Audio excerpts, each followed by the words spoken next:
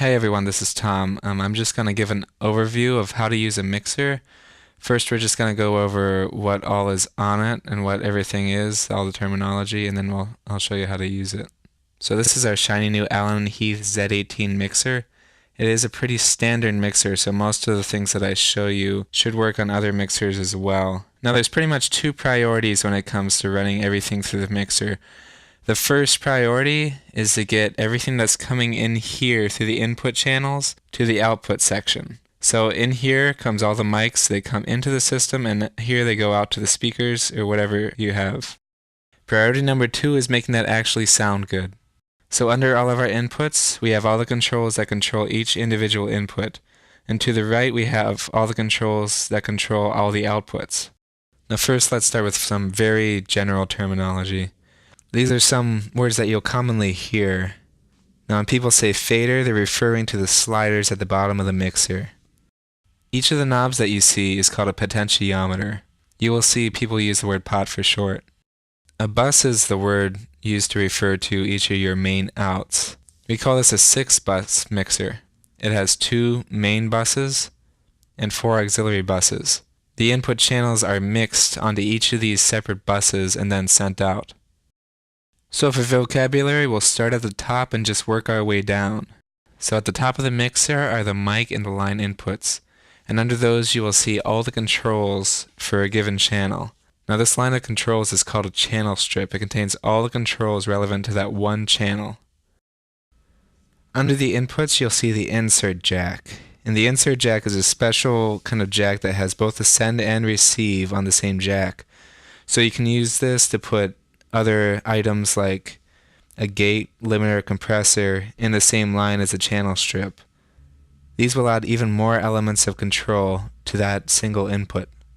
So with this you'll be adding even more controls to this channel strip. So as your signal's coming in through the mic or the line input, the first thing that it hits is the preamp.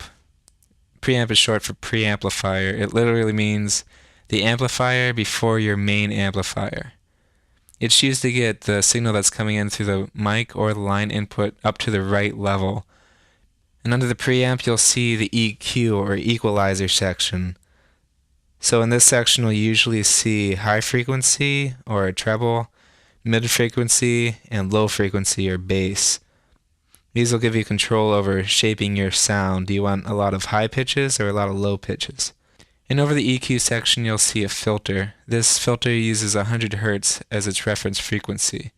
You usually use this as an onstage pop filter, so it'll take out the harsh sounds of your P's or D's or any other percussive sounds that somebody's mouth can make. Under the EQ section you generally have your auxiliary sends section. So these are more outputs that you can use depending on if you want different outputs to have a different mix. And generally at the bottom of the channel strip is the pan knob. If you have a stereo mix, you will use this to control which side your channel is going to. And next up is your self-explanatory mute button. Right under the mute button on this mixer is the peak indicator light. This will tell you if your signal is too loud and is punching the top of your max volume. Some mixers will also have a signal light, and this will tell you if the signal coming in through the channel is strong enough. Under the mute button is something called the PFL. The PFL stands for pre-fade listen, and you generally use that in metering, figuring out what your channel is doing before it hits the outputs. And the last thing on the channel strip will be the fader. This is your volume control. So that's basically it for the input section. Now let's move to the output section. The first thing to talk about are your main outs. Usually along with those are your auxiliary outs. Then of course at the bottom you will generally have your main out control. This is built as a stereo mixer, so there are 2 faders at the far right end of this. This is your everything volume control. And above that are your auxiliary main controls. These work just like the sliders at the bottom, except they just control the auxiliary channels. And the entire section above this is the metering section. It's generally located here on pretty much every mixer. So you'll have both auditory metering and visual metering. For the visual metering you have usually a series of LED lights or anything to give you an idea of what your signal is doing. And for your auditory metering, you'll generally have headphones or any kind of monitor output. Most mixers are equipped with 48-volt phantom power. Phantom power is generally used to power condenser microphones, which need their own separate power source. In a live setting, there is almost always no reason to use phantom power. So as a general rule, leave it off. So now we'll start on how to use all this stuff.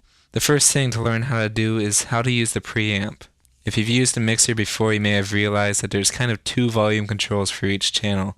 You have the preamp at the very top, which usually says gain on it, and at the bottom you have the fader. The reality is that the fader is actually supposed to be the true volume control for the channel. The preamp is what you use to make sure that the signal coming in is strong enough before it hits any of the other circuitry. So ideally, if we're using a big number of channels, each channel should actually be at the same volume by the time it reaches the fader. Thing is, different microphones, different instruments, different components that get plugged into the mixer all run at different levels. So we use the preamp to balance this out. Generally we'll have to turn up microphones quite a bit.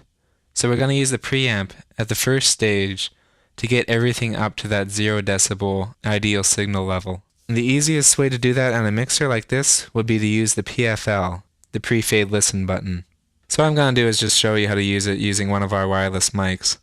You will want to start with your gain all the way down, and then for that given channel hit the PFL button, and you're ready to start looking at the metering section.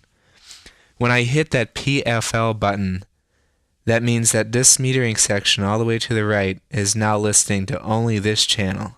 So if this light's on, which is our PFL indicator, which most mixers have, that means that this metering section is only going to show this channel.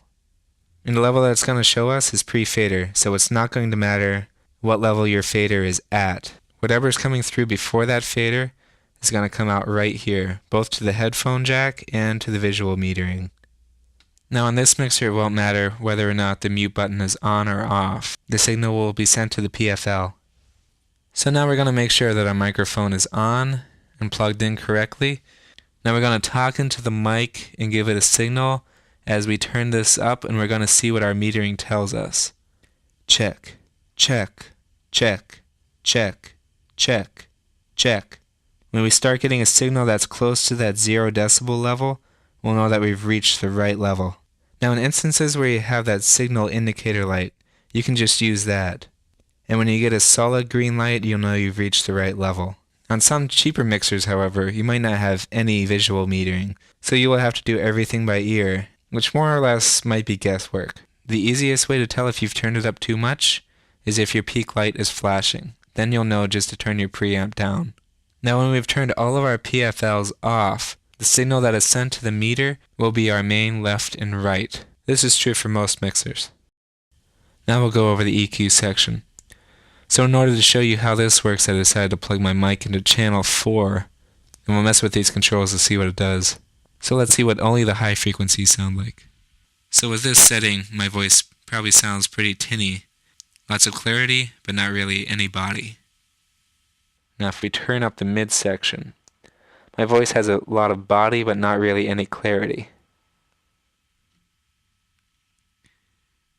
And for the low section, I probably sound underwater. There's not much bass in my voice. Different channels you might want to EQ differently. Like if you have a singer, you want their voices cutting through and being the main thing heard over the mix, so you might turn up the high frequencies and have them cut through the mix. But then for your instruments, you might want them to move the mix. They won't shine through, but they'll move it if you turn up the low frequencies. In some mixes, you'll have too much body, in which case you'll lose clarity, and the channel might be very loud, but somehow not be very audible. So you might want to do something we call cutting the mids, which will give the channel a great clarity, but still preserve some of its body. Other than that, there's not much more I can say except train your ears. Get to know what sounds good. Now for the auxiliary section. There's not much more to say than that they're all different volume controls. So you can treat them all just like the faders, except they will go to different outputs. Where it gets complicated is in the fact that many mixers are set up in very different ways. On this mixer, auxiliary 1 and auxiliary 2 are pre-fader. Generally when you see the word pre or post on your mixer, it means pre-fader or post-fader. So auxiliary 1 happens before the fader. So it will take everything in the channel strip all the way down, and the signal will come out here. For our auxiliary 3 and auxiliary 4, it says post fader. This means that the signal will go all the way down, and the auxiliary channel will even take into account what level the fader is set at. So if I turn this up or down, it's affecting this. The auxiliary channels will also vary mixer to mixer on how their outputs are set up. On this mixer, auxiliary 1 and auxiliary 2 are controlled by these two pots all the way to the right. Auxiliary 3 and auxiliary 4 have no main control pots. Whatever you're selecting on each channel's output will go straight to auxiliary 3 or auxiliary 4 output with no additional controls. Something that you will use the auxiliary channels for is setting up a monitor. You will set up a monitor so that your musicians or speakers can hear themselves, and lots of times that mix will be different than your main mix coming out of the big speakers. So for this, you will just plug in whatever monitor speaker you have facing your musicians into the auxiliary output channel. And then you'll just have to keep in mind all your auxiliary channel controls. And post-fader auxiliary channels can be used to set up effects loops. There are many different ways to do this, but a simple way will be to go out of your auxiliary output and back into another channel. So in this application, we can run out of the auxiliary 3 channel, and we will run this cable to any outside effects that we want. So if we have an effects pedal like a reverb or a chorus, we can run this cable out. And we can use another cable to run that back into any channel that we want. So we could just use the monaural setting on the stereo 4 channel. And for each individual channel, we would control the effects level by controlling our auxiliary 3 send. And our stereo 4 channel would be controlling how much of that effects loop comes through to the main mix. Now when it comes to mixing different channels together, you'll have to train your ears. In a music setting, your first priority will be to make sure that whoever is leading. So make sure that their voice and their instrument, if they're playing one, is loud enough and that it's cutting through the mix. After that, you can worry about saturating the mix, filling in the low end, and letting the other musicians come through. And one general rule with mixing sound is that your ears have the final say. So you'll have to train them to hear what can be improved, what can be clearer, and how to change things to make it easier to listen to. Another thing that you will have to note is your monitoring location. Many times your sound room might not have the most accurate representation of what's actually coming over those main speakers and what most people are actually hearing. So you may have to go out for a walk and go and listen to what your actual listeners are hearing. Sometimes when it sounded like you needed more bass from your sound room, it turns out that your crowd was already being overloaded with it. So always have the end product in mind. So that's pretty much it on the basics. As a final note, read your manual. There's a lot of nuances to each individual mixer that you'll probably have to know as you're using it. And finally, make sure you get plenty of practice. There's a number of things like managing feedback, learning how to work quickly when you have a problem, that you're only going to get over time.